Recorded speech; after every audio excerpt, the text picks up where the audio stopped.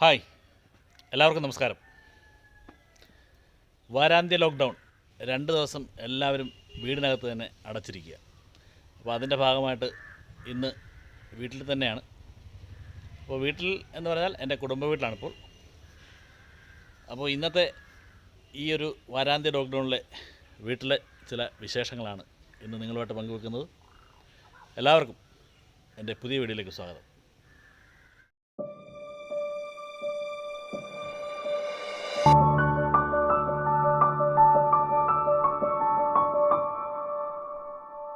കഴിഞ്ഞ ലോക്ക്ഡൗൺ സമയത്തെ താരമായിരുന്നു ചക്ക. ചക്കയുടെ വിവിധതരം വിഭവങ്ങൾ നമ്മൾ വീടുകളിലുണ്ടാക്കി. എന്തിനേറെ പറയുന്നു, പ്ലാവില കൊണ്ട് തോരൻ വരെ നമ്മൾ വെച്ച് കഴിച്ചു. ഇന്ന് വാരാന്ത്യ ലോക്ക്ഡൗൺ ആയതുകൊണ്ട് ഈ വരിക്കപ്ലാവിൽ നിന്നും നമ്മൾ ചക്ക അടർത്തി ഒരു 2 വിഭവങ്ങൾ ഉണ്ടാക്കാൻ പോവുകയാണ്.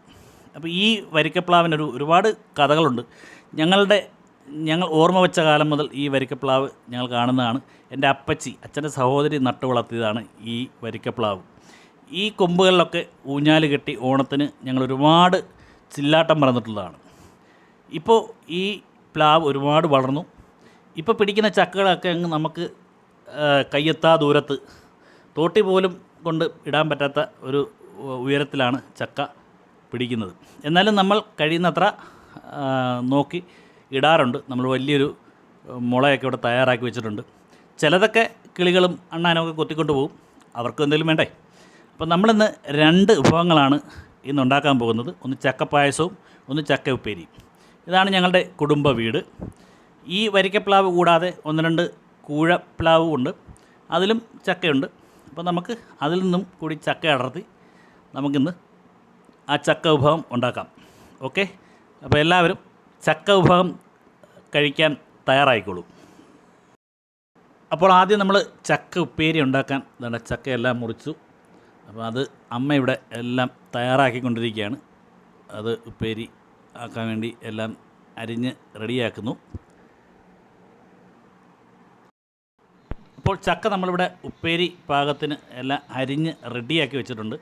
അപ്പോൾ ഇനി നമുക്കിത് എണ്ണയിലിട്ട് വറുത്തെടുക്കണം. അപ്പോൾ അതിനാദ്യം നമ്മളിവിടെ ഒരു ഉരുളി വെച്ചു. അതിലേക്ക് നമ്മൾ നല്ല ഒന്നാന്തരം ആട്ടിയ നല്ല നാടൻ വെളിച്ചെണ്ണ, വീട്ടിൽ തന്നെ നമ്മൾ കൊപ്ര ആട്ടി വെളിച്ചെണ്ണ, അതിലേക്ക് തന്നെ എണ്ണ ചൂടായി അതിലേക്ക് നമ്മൾ ഈ ഉപ്പേരി ചക്ക വാരിയിട്ടു.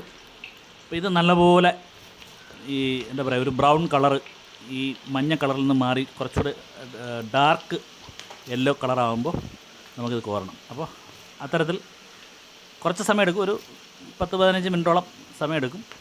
നല്ല ഒരു എന്താ പറയുക, മൊരിഞ്ഞ് കിട്ടുന്ന രീതിയിൽ. ഇപ്പോൾ നമ്മളിപ്പോൾ ഓൾറെഡി ഒന്നും ഇതിനകത്ത് ചേർത്തിട്ടില്ല. അപ്പോൾ നമ്മൾ ഉപ്പ് കുറച്ച് വെള്ളത്തിൽ കലക്കി നമ്മളിങ്ങനെ ഇതിലേക്ക് ചാലിച്ചു. ഇനി കുറച്ച് നേരം കൂടി ഒന്നുകൂടെ മൊരിയാനുണ്ട്. മൊരിഞ്ഞതിന് ശേഷം നമുക്ക് കോരാം. വേണ്ടേ, ഇതുണ്ടല്ലേ, ഇതിങ്ങനെ കോരി എടുക്കുമ്പോൾ ഈ ഒരു സൗണ്ട് ഉണ്ടല്ലേ, നല്ല കിരികിരികിരാന്നുള്ളൊരു സൗണ്ട്. അതിനർത്ഥം നല്ലതുപോലെ മൊരിഞ്ഞെന്നാണ്. അപ്പോൾ നമുക്കിത് ഒന്ന് ടേസ്റ്റ് ചെയ്ത് നോക്കാം.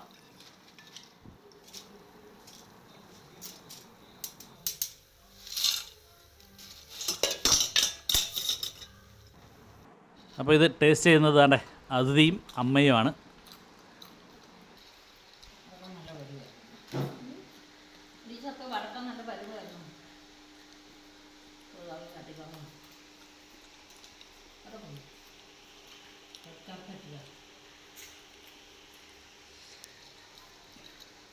അപ്പോൾ ഇനി നമുക്ക് അടുത്തത് ചക്കപ്പായസം ഉണ്ടാക്കാം.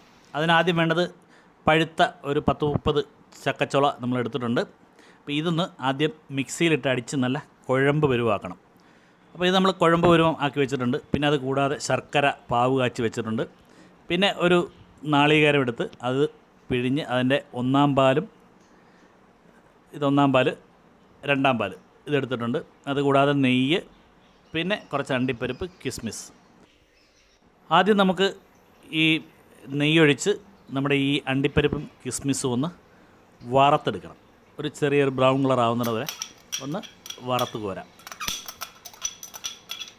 അതിനാദ്യം നെയ്യൊഴിച്ചു, തന്നെ കുറച്ച് അണ്ടിപ്പരിപ്പ് ഉള്ളതിട്ടു. ഇനി കുറച്ച് കിസ്മിസ് ഉണ്ട്, അതും കൂടി ഇട്ട് നമുക്കൊരു ബ്രൗൺ കളറാകുന്ന അതൊന്ന് കോരിയെടുക്കാം.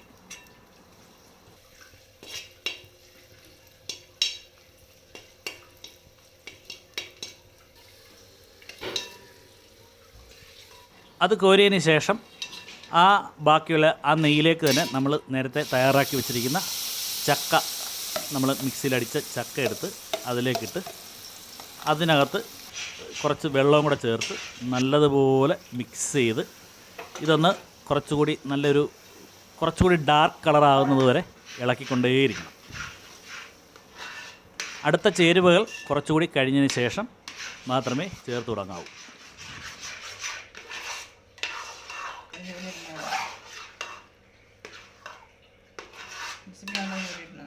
അടുത്തതായി നമ്മൾ ചേർക്കാൻ പോകുന്നത് നമ്മൾ നേരത്തെ തയ്യാറാക്കി വെച്ച ശർക്കര പാവ് കാച്ചിയത്.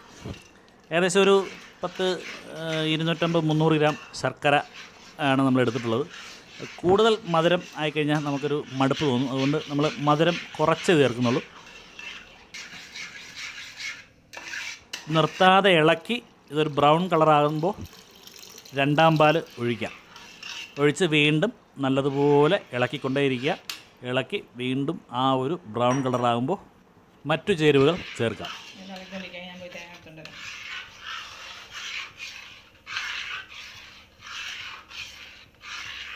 നമ്മൾ ആദ്യം പറഞ്ഞിട്ടില്ലാത്തൊരു സാധനം കൂടി ഇതിനകത്ത് ചേർക്കാനുണ്ട്. അതായത് നാളികേരം, തേങ്ങ ചെറുതായിട്ട് പീസായിട്ട് അരിഞ്ഞത് എണ്ണയിലോ നെയ്യിലോ വറുത്ത് ഇതിലേക്ക് ആഡ് ചെയ്യാവുന്നതാണ്. അതുകൂടാതെ കുറച്ച് ചൗവരി കൂടി ഈ വെള്ളത്തിലിട്ട് തിളപ്പിച്ച് ഇതിലേക്ക് ഇട്ട് കഴിഞ്ഞാൽ കുറച്ച് കുറുകി കിട്ടും. ഇനി അടുത്തത് ചേർക്കാനുള്ളത് ഇത് ഏലക്കയാണ്. ഏലക്ക, പൊടിച്ച ഏലക്ക. ശേഷം ഒന്നാം പാൽ ചേർത്ത് വീണ്ടും നല്ലതുപോലെ ഇളക്കുക.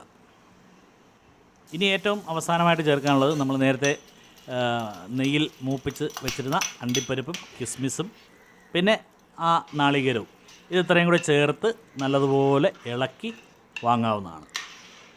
ചെറിയ ചൂടോടുകൂടി മാത്രമേ ഇത് കഴിക്കാവൂ. തണുത്ത് കഴിഞ്ഞാൽ ആ ഒരു ടേസ്റ്റ് കിട്ടില്ല. ചെറിയ ചൂടോടുകൂടി ഇത് ഗ്ലാസ്സുകളിലോ പാത്രത്തിലോ പകർന്ന് കഴിക്കാവുന്നതാണ്.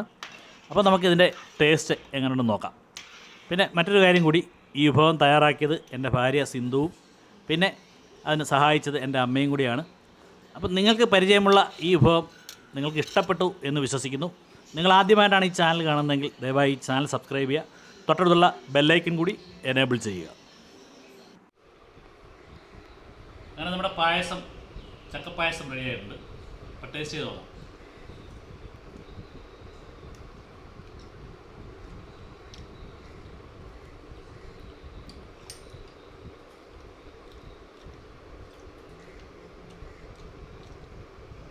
അടിപൊളിയെന്ന് പറഞ്ഞാൽ പോലെ സൂപ്പർ.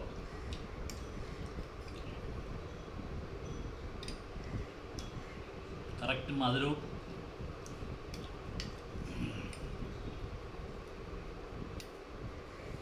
പിന്നെ വേറെ കാര്യം നമ്മളിനകത്ത് കാണിക്കാത്തൊരു സംഭവമുണ്ട്. ഇതിനകത്ത് നമ്മൾ കുറച്ച് ചൗവരി കേട്ടോ, ഇച്ചിരി കൊഴുപ്പിന് വേണ്ടിയാണ്.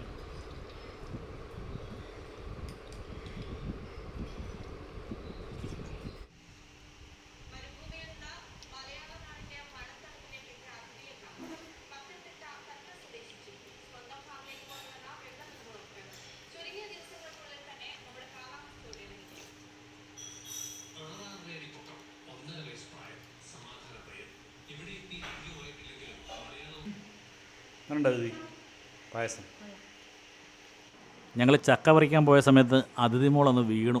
അതുകൊണ്ടാണ് അതിഥി ഒരു മൂഡ് ഓഫ് ആയിട്ടിരിക്കുന്നത്. കാലിനൊക്കെ നല്ല വേദനയുണ്ട്.